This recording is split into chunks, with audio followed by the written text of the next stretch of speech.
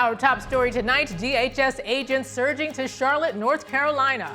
The city of nearly 1 million people has seen arrests throughout the day as the Department of Homeland Security cites American safety. A man's been arrested for alleged property damage while trying to confront President Trump's former attorney, Alina Habba. A retired Navy captain discusses the competition between the U.S. and China for foreign workers. Who has the global advantage? In college football, Texas A&M needs a miraculous comeback to stay undefeated, while Texas and Oklahoma look to solidify their playoff standing. NTD's Dave Martin joins us to discuss. And music is often said to touch the soul. The celebrated pianist shares the onstage moments when performer and audience connect to so deeply it feels almost divine.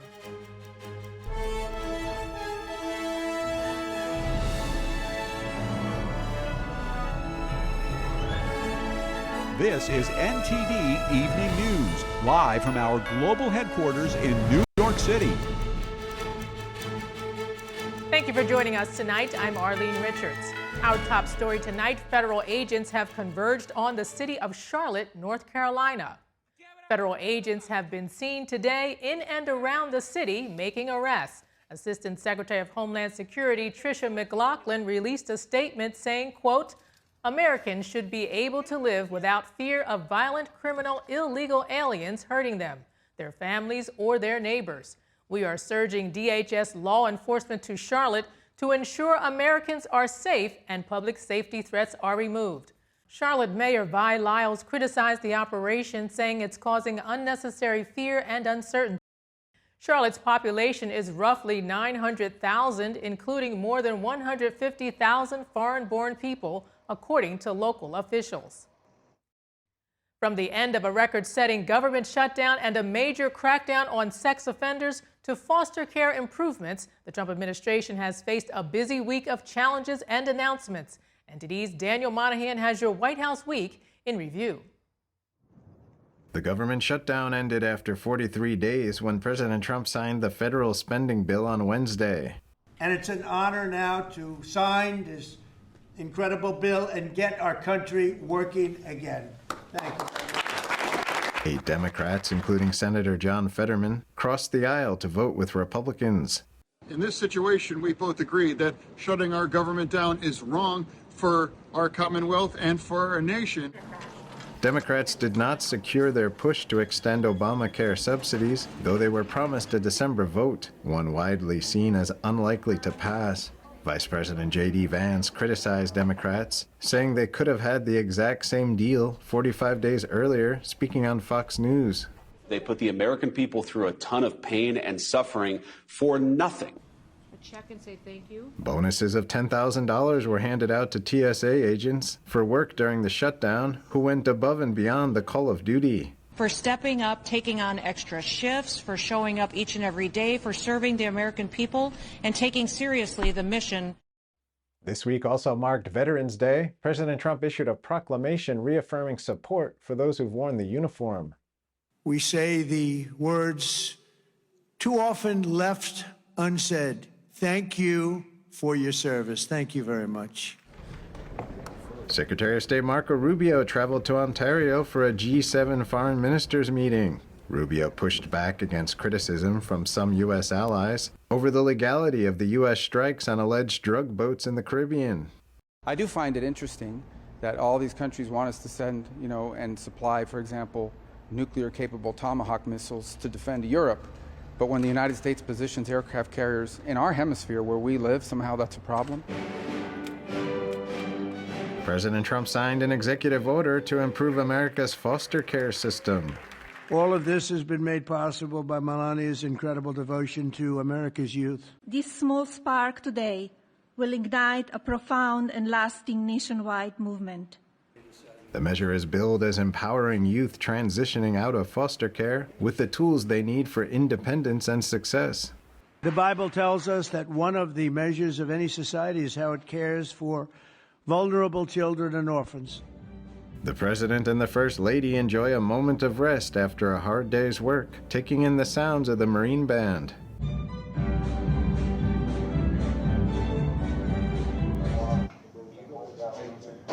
The Department of Homeland Security announced the arrest of more than 150 illegal immigrant sex offenders. Secretary Noem comments on Fox News.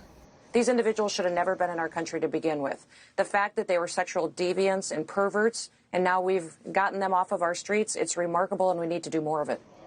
The operation targeted child predators, rapists, and violent criminal illegal immigrants with convictions including sexual assault of minors, rape, child exploitation, and attempted homicide. In total, more than 230 criminal illegal immigrants were arrested.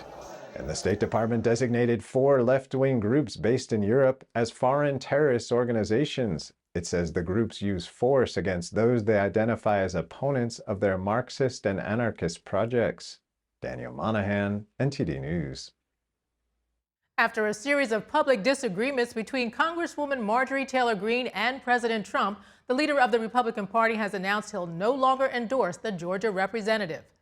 In a Truth Post Friday night, Trump accused Greene of going far left. Trump said he felt that all Greene did was complain about his policies, despite his administration's work on border security, tax cuts, protecting women athletes, rebuilding the U.S. military, and other issues. He added that it began after he suggested she shouldn't run for governor on X. Greene criticized the president's rhetoric, alleging that she's now being contacted by security firms with warnings about her safety over emerging threats against her. Greene says the conflict between her and the president is over her calls to release the Epstein files. Trump said he'll support the right person who runs in Greene's Georgia district. With a freshly reopened government, Capitol Hill turns its focus to health care. COVID-era tax subsidies for Obamacare are set to expire in less than 2 months. Lawmakers are weighing how to address the higher premiums. NTD's Alina Habba tells us more. Lawmakers are now pivoting to health care talks. President Trump has committed to addressing skyrocketing health care premiums, and on Capitol Hill, bipartisan negotiations are underway. Anyway, I think number one is we address the fraud within that program. There's about $25 billion of fraud. I talked about already, let's take that $150 billion we're giving insurance companies, give about a third of that back to patients, to consumers, to set up their own health care savings accounts. While talks look more promising in the Senate, the House shows a stark contrast between the parties. House Democrats have introduced legislation to extend the Affordable Care Act tax credits for 3 years to provide working class Americans, middle class Americans, and everyday Americans the certainty that they need. Some moderate Republicans are open to extensions, though many want to reform the program or replace Obamacare altogether. I'm not going to guarantee a vote on ACA unreformed COVID-era subsidies that is just a boondoggle to insurance companies and robs the taxpayer. We got a lot of work to do on that. President Trump is floating an idea he called Trump Care. It would create health accounts for people to pay for medical issues. Everybody's going to be happy. They're going to feel like entrepreneurs. They're actually able to go out and negotiate their own health insurance. Call it Trump Care. Call it whatever you want to call it. And the Epstein files controversy came to a head this week. Lawmakers gained just enough support to force a vote to release all the files. The longer this goes on, the more support we gain. And I think the Speaker recognized that. House Speaker Mike Johnson has rejected their petition, calling it reckless. Instead, GOP leadership is pushing for a different version that Johnson says will better protect the victims. We can't have them subjected to any further harm. So we wanted to make sure that they were properly, whose names were properly redacted out of the files. A vote is expected early next week. This week, the Republican-led House Oversight Committee released another 20,000 pages of documents. Democrats released new emails that mention Trump's name. They raised more questions about what the relationship was between Donald Trump and Jeffrey Epstein and what Donald Trump actually knew. The president dismissed the Democrats, honing in on a few selected emails as a distraction. He wrote on Truth, "The Democrats are trying to bring up the Jeffrey Epstein hoax again because they'll do anything at all to deflect on how badly they've done on the shutdown and so many other subjects." If you're going to do it, then you have to go into Epstein's friends. This Reid Hoffman spent a lot of time on the island. I was never on his island. Bill Clinton went there supposedly 28 times. You're going to have to look into his friends. President Trump has directed the Justice Department to investigate Jeffrey Epstein's ties to high-profile people. Reporting from Washington, D.C., Alina Habba, NTD News. A man has been arrested for alleged property damage while trying to confront President Trump's former attorney. An FBI spokesperson confirmed today that 51-year-old Keith Michael Lisa has been arrested. Lisa is accused of destroying property in the office of New Jersey's top federal prosecutor, Alina Habba. An FBI bulletin on Friday accused Lisa of being in possession of a dangerous weapon inside the court facility. Attorney General Pam Bondi also confirmed the arrest, adding, quote, "No one will get away with threatening or intimidating our great U.S. attorneys or the destruction of their offices." Habba went on Fox News after the arrest and discussed a trend of threats. It is a trend. I've had numerous people, some come to my home. I've had threats online. You know, we saw the 8647. They started the 86 Habba. Somebody got indicted. You may not hear in the news all the threats that every individual in this administration gets, but there are many, and there are too many. One is too many. And Senator John Fetterman gave a positive health update after having suffered from a fall and being hospitalized. The senator made the announcement on X, saying 20 stitches later and a full recovery, "I'm back home with Giselle Fetterman and the kids. I'm overwhelmed and profoundly grateful for all the well wishes." Along with the post was a picture of a wounded Senator Fetterman sporting a smile. His office said he was under routine observation in a hospital in Pittsburgh after falling during a morning walk near his home. Coming up, a discussion on recruiting global talent. Which economic powerhouse has the advantage, the U.S. or China?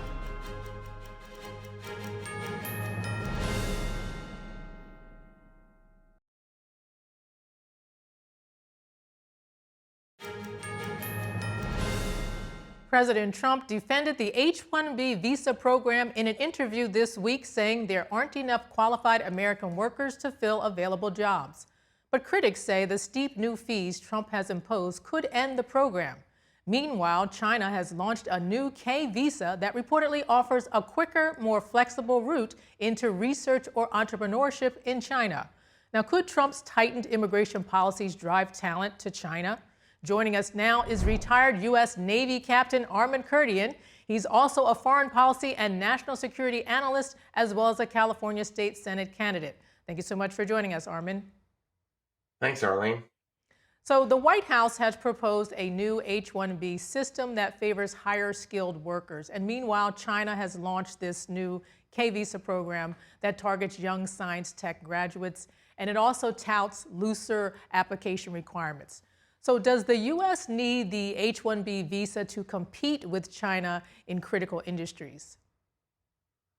Well, frankly, if the U.S. education system were in a much better shape than it is right now, it wouldn't be such an issue. But frankly, we need the H-1B visa program because we are not producing quality graduates. And it's starting, in elementary schools. You see a lot of areas in this country with school boards that have been taken over by ideologues instead of folks who are actually concerned and serious about actually teaching kids the skill sets they need to prepare for the future, including critical thinking, which is exceptionally lacking. So we need to attract talent from all over the world. Now, the U.S. allows 65,000 of these immigrants to come in on an annual basis, and we always have more applicants that are actually there. So perhaps it's something that we could look at actually expanding and growing that actual number. Now, President Trump has stated that the U.S. doesn't have enough skilled talent to take on jobs that require these high-level skills. And Treasury Secretary Scott Bessent recently talked about this dilemma. So let's watch. There's 20, 30 years we have offshored precision manufacturing jobs. And the president's point here is, we can't snap our fingers and say, you're going to learn how to build ships overnight. We want to bring semiconductor industry back to the U.S. So I think the president's vision here is to bring in overseas workers where these jobs went. Who have skills. Who have the skills, 3, 5, 7 years to train the U.S. workers. Then they can go home, the U.S. workers fully take over. Now, Armin, you're a Navy veteran, so how important is this H-1B visa to American shipbuilding? Oh, it's hugely critical.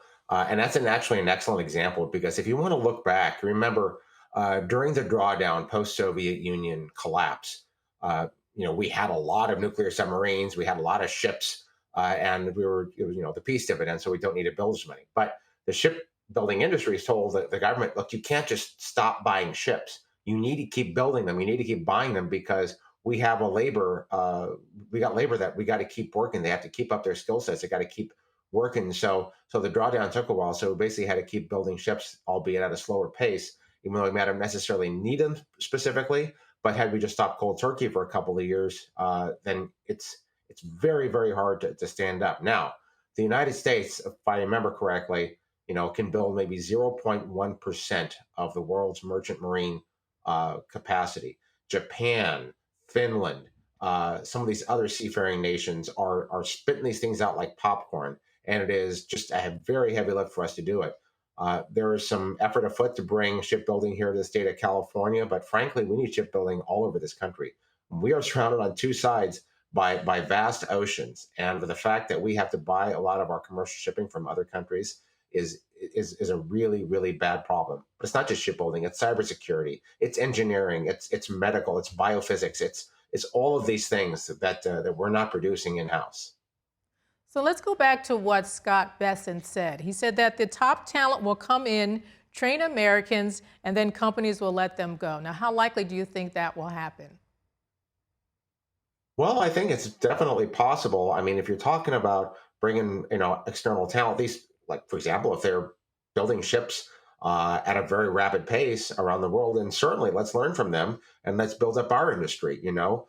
Shipbuilding requires very highly skilled labor, welders, metal workers, engineers, all types of engineers, mechanical, civil, to put these kinds of things together. So, and that's, that's union jobs, that's non-union jobs. And this is the kind of thing that you need. It's a national security issue when you lose the ability to build things in your own country. And we saw that during COVID. So just because we're having them come over here and train us how to do it, that's not a bad thing at all. In fact, I think that's great. The United States has exported its talent in other parts of the world. When we built the Japanese economy up post World War II, and now we see that they're thriving. They got a few economic issues, but they're doing very, very well. And they've surpassed us in many, many ways. So if you can learn and you can apply those skill sets and expand the economy, that's what the free market is all about. So let's talk about this new requirement. There's now an application fee of $100,000, and critics are saying the high cost will actually end the program completely and damage major U.S. industries. So what are your thoughts on that? I think we'll have to see how many applicants we actually get and actually don't get, whether that fee can actually be deferred over a longer period of time, say, over 10 or 15 years. And if it's one fee up front, that might be challenging. Perhaps, we're also targeting some folks who are already established in other countries, not necessarily folks who have recently graduated from college in other countries that are bringing that talent over here. Maybe there are some people who can pay that.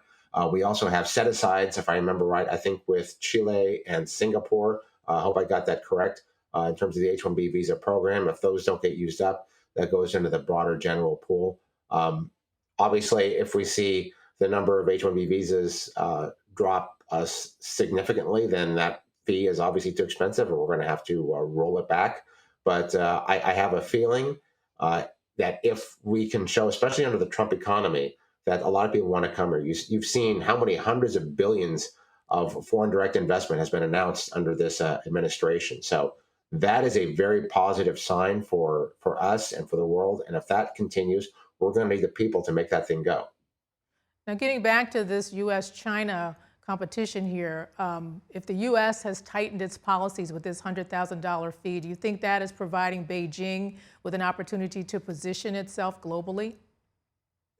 Very possibly. A lot of countries that are, say, more neutral, India, Pakistan, other countries that maybe are not necessarily aligned with the U.S. or China ideologically, that could very well happen. China has a voracious appetite for cybersecurity engineers, software engineers. They're really trying to catch up to the U.S. Industrial advantage. And, we here in the United States have a shortage of well over 500,000 cybersecurity jobs. If that talent starts going to China, that is also a national security issue. Folks are choosing China over us, and we need to monitor that very, very carefully. Everything has to be done in balance and with careful analysis and assessment. But China has been doing this for a very, very long time. This is not something that's new. This is just another facet to their goal to become the dominant world economic power. I think you're right when you say we need some balance here. Armin Kurdian, retired Navy captain, thank you so much for joining us. Happy Saturday, Arlene. Coming up, in college football, Texas A&M needs a miraculous comeback to stay undefeated, while Texas and Oklahoma look to solidify their playoff standing.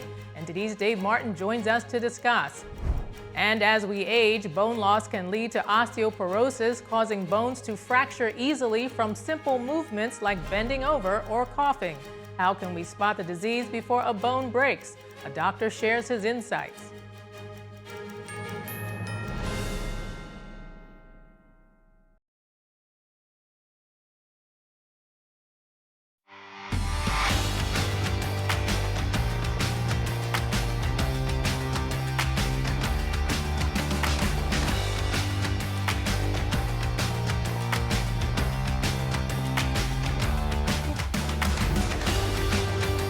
And now for your sports news, we're joined by NTD's Dave Martin. Dave, good to see you as always. Hi, good to see you, Arlene. And I guess you're busy today with all the college football games. It's been quite an afternoon of sitting there and watching, you know. Yeah, well, So where are we tough. so far? Well, I'll tell you what, you know, we just about had the upset of the season today, or you could call it maybe the comeback of this season, though. This is a thriller in the SEC, though. South Carolina led number 3 Texas A&M 30-3 at halftime at College Station. It looked really bleak for the Aggies, but they rallied in the second half with touchdowns on their first 4 drives to take back the lead 31-30. Then they held on late with their defense. So Texas A&M survives. They moved to 10-0 on the season with the win. They are in first place in the SEC. Now, meanwhile, in the Big Ten, second-ranked Indiana had very little trouble with Wisconsin. They won 31-7. They're now 11-0, and then 9th-ranked Notre Dame beat number 22 Pittsburgh 37-15. Irish now 8-2 on the season. Let's look at some more scores here. Starting in the Big Ten, 18th ranked Michigan hit a last-second game-winning 31-yard field goal as time expired to win at Northwestern 24-22. The game was played at iconic Wrigley Field, home of the Chicago Cubs. Kind of a treat for the fans there. Also, Navy beat 24th ranked South Florida 41-38. The Midshipmen are now 6-1 in the American Conference, good for first place. And in the Big 12, Arizona won at 25th ranked Cincinnati 30-24. Both teams are now 7-3. Going on right now, we got another big one in the SEC with Oklahoma at number 4 Alabama. The Sooners just kicked a field goal to go ahead 23-21. They are early in the fourth quarter on that one. Then we got another big one, the Big Ten. 21st ranked Iowa and 17th ranked USC. USC leads that one 26-21 right now. Then tonight, well, guess what? We got another big one. More, huh? In the SEC. 10th, this is probably the best one of the day. I think 10th ranked Texas is at number 5 Georgia. Now, the Longhorns are at the very edge of the playoff projections right now. They really need a big win today would really go a long ways for them. Of course, it's going to be tough at Georgia. Georgia's a very difficult team. Wherever you play them, even more tough at home. They are 5.5-point favorites. So those are the big ones that are going on right now. So they're already projecting playoffs? Yeah, they have the CFP for the last 6 weeks of the season puts out their projected playoffs if the season would end today. Now, personally, I mean, only the last one matters, you know. So the first 5 to me are pretty worthless, to be honest with you, Arlene. They're media fodder. We kind of like to talk about them. You know, they say that, you know, this is what we're thinking, you know, should they start today. But they're not above, you know, doing a switcheroo at the last second and all of a sudden putting in somebody else. So they've already shown to me that these are pretty much kind of useless, just fun for us to see. It only matters where you are on the final spot. Now, this week is the 2nd of the 6th, so that the final one is released like the 2nd week of December. So then we find out officially who's in. So not even you can predict like who might be the top teams right now? I mean, right now it's pretty obvious who the top few teams are. Of course, Texas A&M, they're undefeated. Indiana undefeated.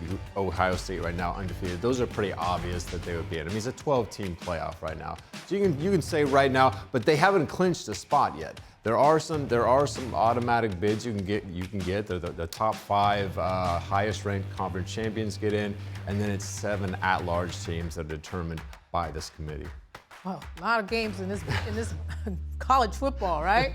A lot of games. It's a fun season, Arlene. So let's move on to baseball, where I think there's something from Congress in here, and I've got to read it here. It says, expressing concerns over what is called a new integrity crisis. Now, this is a letter that Congress sent to the league. And they're saying this is just after the alleged betting scandal that led to the indictments of 2 players. So what is at the crux of this inquiry? Yeah, this is Senators Ted Cruz and Maria Cantwell, who lead the Committee on Commerce, Science, and Transportation, which somehow oversees sports leagues somehow. I don't quite understand why. They're questioning why the alleged actions of these players, especially Emmanuel Clase, went undiscovered for 2 years, as prosecutors allege. Now, in the federal indictment, this just came out this week, prosecutors say Clase's alleged pitch rigging started as early as May 2023. So they want to know how and when baseball found out, because both these players, Clase and Luis Ortiz,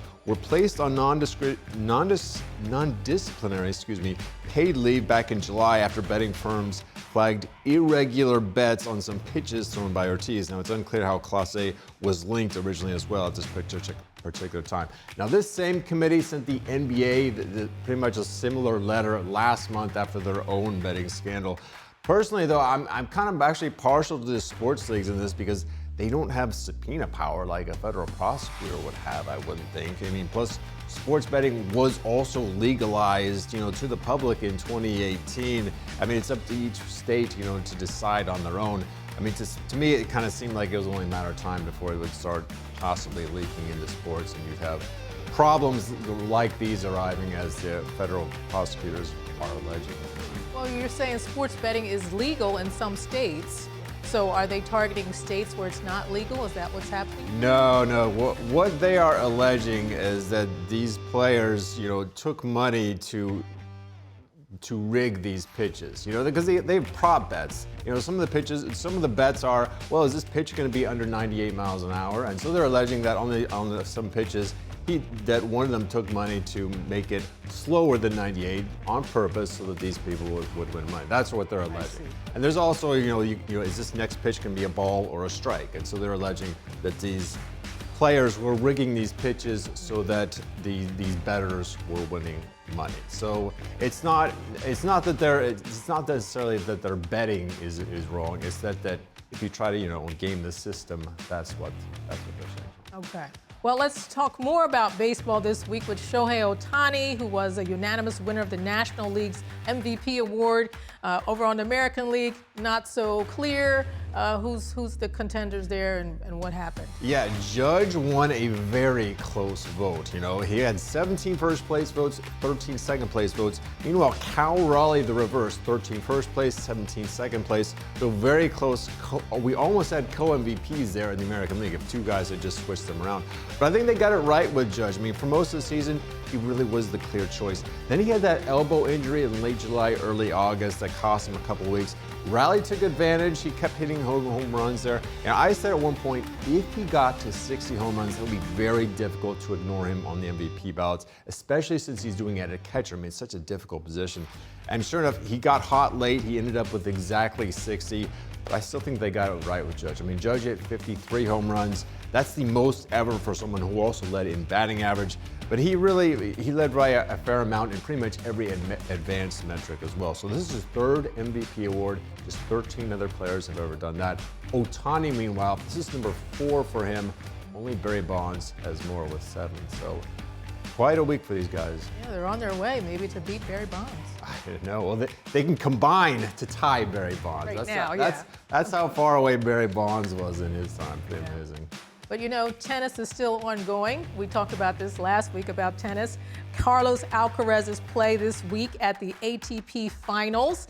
He's guaranteed him a #1 ranking through the end of the season. So what's the significance of this #1 at the end? Yeah, I mean, they have rankings all throughout the year, but if you have it at the end, it's kind of more special to players because it really means you had the best calendar year. I mean, obviously, at any time it's a rolling 52-week calculation of the points. And the ATP Finals, where he's at right now, this is the last term of the season. So he finally gets some time off between now and the Australian Open in January. Now, Alcaraz and Jannik Sinner have really taken over the rankings the past 2 years. They've won the last 8 Grand Slams between them, 4 apiece. So it really was a question of it's one or the other. Here's actually what Alcaraz said after winning. The match was really important for me. Playing for the number one and the number one. So it was an instant at the beginning with the nerves. I knew that I was going to play almost the first set with those nerves, which I had to be focused on that. I tried to handle that pressure, that nerves, the best I could. So I'm just really happy with the match, with the level that I played today, and obviously to be able to end the year as a number one. Well, it's a great achievement. It was the goal to end the year as number one, and after getting the win in this match and know that I got and I achieved my goal of the year, it means a lot. I think I've been playing great tennis, so excited about keep it going, and I'm playing a semi-final here in the ATP finals. So Alcaraz finishes the year number one. He plays Jannik Sinner tomorrow in the finals of the ATP finals. No matter who wins, though, he's still number one. And it's number one with that hair, too. He's had a lot of good haircuts this year. All right, Dave, thanks so much for that report, as usual. Thanks, Arlene. All right. And as we age, bone loss can outpace bone growth, leading to osteoporosis or brittle bones, the silent disease that often presents no symptoms until a fracture occurs. On this episode of Vital Signs, rheumatologist Dr. Mohit Shukla joined Brendan Fallon to explain how the disease develops and how to detect it early on. Hello and welcome to Vital Signs. I'm Brendan Fallon. Some of you out there, especially our older viewers, you may be dealing with osteoporosis or related bone health issues. So today's interview, you're going to not want to miss. It's with New York rheumatologist Dr. Mohit Shukla. A rheumatologist, of course, being a specialist who diagnoses and treats diseases of the soft tissue, the connective tissue, and the joints, like osteoporosis and rheumatoid arthritis. Apart from being an expert in his field, Dr. Shukla strikes me as a caring human being wanting to get accurate and practical information out to you. So he's going to be answering some of your pressing questions like, how do you know if you have osteoporosis? They say it's a silent disease because it's not easy to detect. We look at the medications, how they work, what's the cost, what are the side effects you should know about, and alternative treatments including exercises and even foods that can help. And you might be surprised by some of the foods that can help. This is Vital Signs, where we learn how to get healthier from all angles, from the biochemical and nutritional to the things we do that nourish our minds and our souls. I'm Brendan Fallon. Dr. Shukla has decades of experience practicing medicine. He was recognized on the Best Doctors of America database for 2020. Currently, he's a rheumatology specialist in Flushing, New York. Dr. Shukla, thank you so much for joining me on Vital Signs today. Thank you for having me, Brendan. And I'm really excited and keen to get your insights on bone health and dealing with osteoporosis, and I'm sure many of my viewers will be as well. To start with the obvious question, what is osteoporosis? So osteoporosis, it's defined as a bone disease where your bone mass and bone strength decrease over time, and which leads to increased fractures. So to understand this disease better, I would discuss the bone physiology first. So the bone is a living tissue where there is a constant process of bone building by cells called osteoblasts. And there is a remodeling of the bone where the old bone is taken out by the cells called osteoclasts. So there is a balance between this bone physiology, and in early stages, for example, childhood, puberty, bone cells are working faster and they're building up the bone more than the remodeling that's happening. So by age of 30 years, you build most of your bone, what we call peak bone mass. So after that, the bone building decreases. So in osteoporosis, what happens is the osteoclast, or the remodeling of bone, occurs faster than the bone building. So that leads to decreased bone mass, what we call decreased bone mineral density, and that leads to easy fractures. What are the main signs that come through? What are the symptoms that someone might have osteoporosis? So, interestingly, osteoporosis is a silent disease. There is no symptoms of osteoporosis. It's only the testing we do, we confirm with the testing that there is osteoporosis. However, this disease only becomes symptomatic is when patients have fractures. For example, a patient coming in the clinic with a new onset back pain, there is a high suspicion that patient, an older female or older male, may have a new osteoporotic fracture. So you have to keep that in mind. A patient who has hunched back, has decreased height, may have silent fractures in their spine, and they may have osteoporosis. These are the few clinical symptoms which we look for in patients who may not have a diagnosis of osteoporosis. And if you have a patient who's coming in with a clinical history of hip pain, hip fracture, which occurred only with minor stress, for example, lifting something that's not too heavy, or coughing, fracturing your ribs, which is very minor stress, which should raise high suspicion that there could be a potential osteoporosis medical problem in this case. I think you've touched on this a little bit. What are the main methods that are used to diagnose osteoporosis? So osteoporosis is diagnosed with a bone density test called the DEXA test or bone mineral density test. It's a form of an X-ray, and it's done every 2 years to monitor if patients have osteoporosis. What age should someone start having that kind of testing done? So the screening recommendations from various societies recommend females who are 65 years and older to have bone density tests who do not have any risk factors for osteoporosis.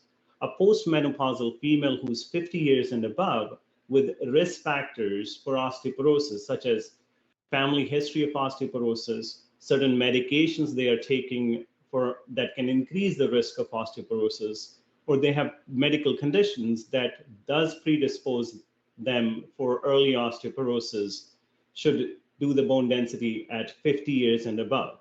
There's no proper guidelines on screening of men, but we generally look at the medical history. If a male who's on certain medications or hormonal problems such as low testosterone, some risk factors of osteoporosis, we screen males as well.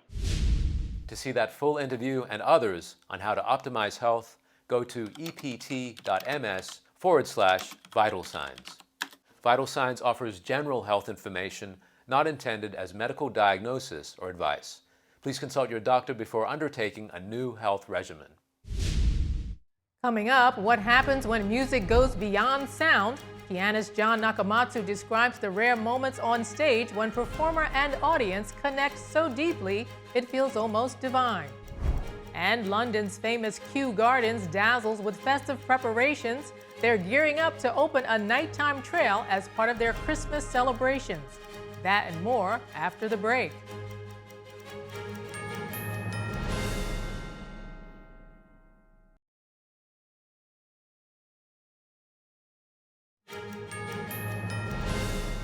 For years, Shenyun Performing Arts has given the world a glimpse into what China looked like before communism.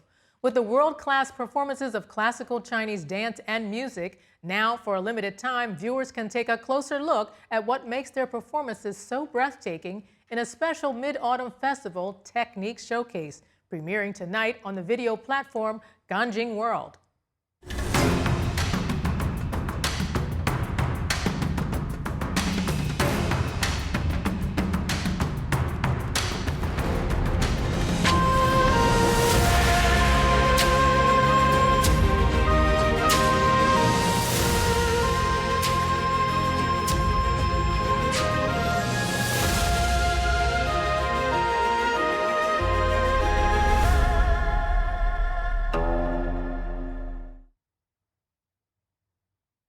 Watch the exclusive premiere tonight at 8 p.m. Eastern on Ganjing World.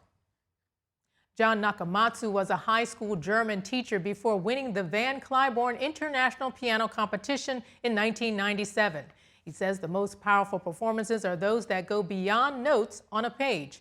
He recently joined Bay Area innovators to share his unique experience of how music can create a connection that feels spiritual, sometimes even transformative. Let's take a listen. It's been said that the sound of the piano can reach directly into someone's soul. What do you find most rewarding when you play yourself, or when you listen for that matter, but probably more when you play? What is the most rewarding element that you can think of? If it's in a performance, I think it's when you really feel that there's kind of this two-way communication between the audience and the stage. That doesn't always happen. I mean, sometimes it can be going well, but there are really, really special evenings where you feel that the audience just is exactly where you are, where I am, you know, and that the journey kind of happens very much together. There are other performances where things go very well, and but you feel, well, you know, they're happy and I'm happy, but there's been more flat. It's more separate experiences. And also, when it goes really well with my colleagues, if I'm playing, you know, with other people on the stage, and there, again, a lot of those experiences are very positive and really it goes well and everybody's happy, but then some evenings where it really goes beyond that, and that's kind of the inexplicable of the arts. And I think almost everybody who goes to live performances in the theater, in dance, in anything, has felt that, you know, where a lot of what you go to is good. Yes. But then something you've heard is way beyond that, and you might not even be able to say what it is that moved you so much. But it's a combination of maybe the right music, the way it was performed, the dynamic of the hall, you know, your audience members, because it's a communal event. It's not, you're not alone there. So that whole energy, I think, is really real.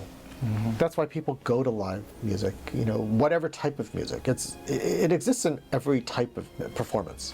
But, you know, in the classical world, it's in some ways more palpable because you have to invest a little bit more of yourself to really get into that, you know, deep level of connection. And whether or not you know anything about it, you can still feel that. My best friend from elementary school back in Romania, he played piano all his life, and actually his parents kind of pushed him into it, but he ended up being one of the best in the country right now. But there's one thing he told me. He's not a religious person at all, but he told me that often when he plays, or sometimes when he composes, he feels this connection. It's almost like a divine connection to something else. It's not tangible. You know, it's almost like you said, you can't tell what it is. This is something you experience in some way, some connection with something beyond the tangible elements of music or piano.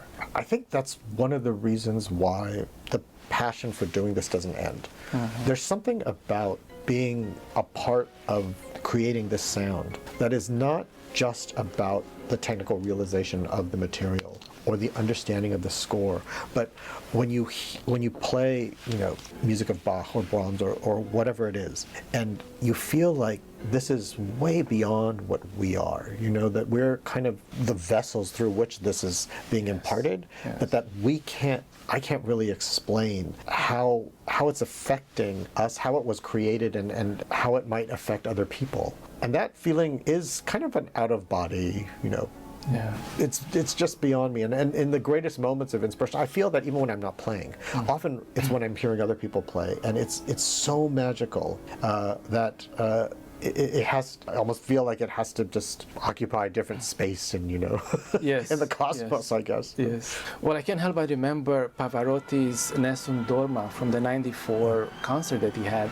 At the last note, when he ends, you know, it feels like he's somewhere else. It feels like he's connecting with some other element that you know, he's almost like an out-of-body experience, and then he comes back and he hears the applause, right? So. Well, I think that's the reason why we do that as audience members, but also as performers. It's like, you know, it cleanses us, it transports us, it takes us somewhere where we just aren't during the day. You know, we our 99% of our lives are just spent kind of living life. But every so often, when you're kind of taken out of your own body in that way, it's hard to explain. But I think it's therapeutic. It makes us better. You can watch that full interview on epochtv.com by clicking the Talk Shows tab to find Bay Area innovators. London's Kew Gardens is getting ready to sparkle for the holiday season. An enchanting nighttime trail will bring the gardens to life with color, sound, and shimmering displays. Here's a closer look. The display includes a light show on Temperate House, various light installations, a dance floor, and an orchestra made of lights illuminating the after-dark landscape of the gardens. This year we've got 8 world-exclusive installations as part of the event. That includes bespoke things like the Palm House show behind me.